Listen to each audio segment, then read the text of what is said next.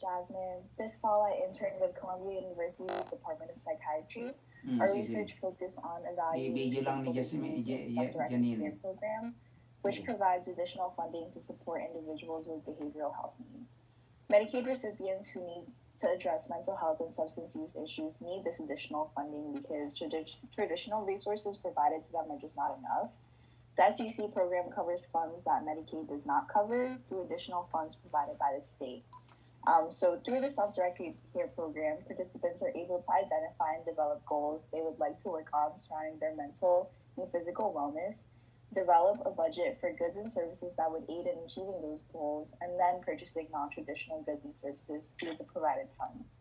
For example, individuals with chronic pain can access services like acupuncture, and individuals who want to pursue education can use funds to purchase a laptop or a computer. So we evaluated stakeholder views by interviewing 15 key informants from two pilot agencies and the Office of Mental Health. Those interviews were then transcribed, cleaned, and used to write memos and summaries. Code books were then developed, which were needed to code the interviews and later analyze them. And we found that through the program, participants were able to identify and meet their wellness goals, and the access to non traditional services have had a positive impact on participant well being. And while stakeholders agree that the program has supported participant recovery, we have only been able to do qualitative analysis, so quantitative analysis needs to be done to show further improvement in client outcomes. Improvements do need to be done also for the program to be more sustainable and to be possibly expanded beyond its pilot program status. But having the ability to listen to the interviews by staff have made me really believe in the positive impact and potential that this program has to better people's lives by letting them have more control and agency over the recovery and wellness journey.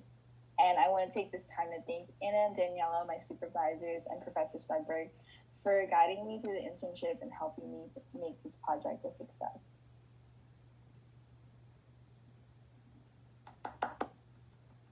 Thank you, Jasmine, and also thank you to Dr. Stefanik, who's here with us today. Again, we couldn't be here without you, and our students appreciate your mentorship. So I'm sure Jasmine does as well. So Jasmine, actually, I'm going to start you off with a question. Any specific behavioral needs that you are targeting, or is this just as a whole? It is just as a whole. They focus both on behavioral needs not only for mental health issues, but also substance use issues as well. So it's for mostly high needs people within Medicaid. Thank you. Yeah, well, that's a very specific target group, which is awesome. So how is it working also then with the stakeholders in regards to even trying to bring on other people to show the value added for a program like this?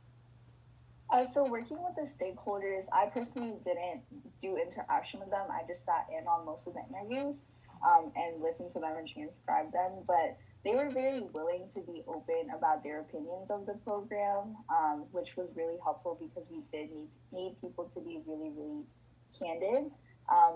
We are not only interviewing staff and OMH and all of those people, but we're also going to be planning to do client interviews next.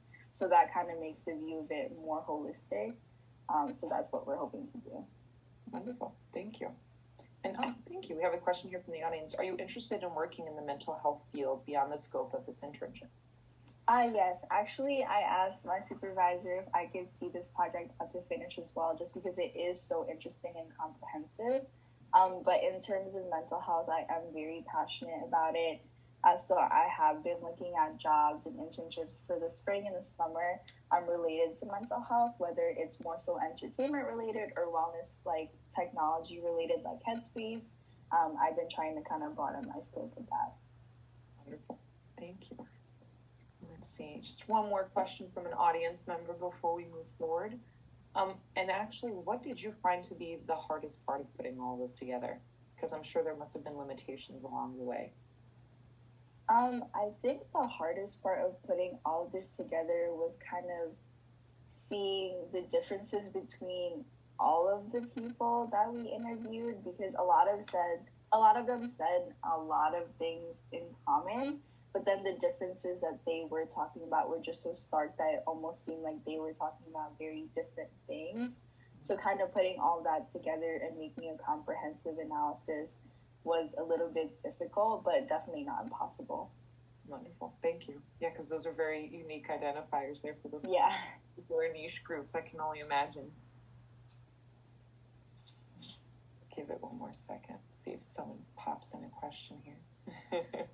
Oh, and actually, I have a final question. So was all of this you had to transcribe through virtually, or were you able to be on site this term?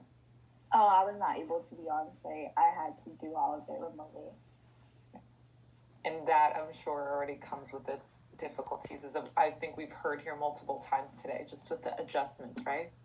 Yeah. All right, I don't see anything else coming in from the audience members, but thank you so much. Thank you, Jasmine. Thank you. Once again to the Department of Psychiatry, where Dr. Stefanik has been wonderful all of these years, guiding and mentoring our students. So thank you. Thank you so much. Great job, Jasmine. And that was posted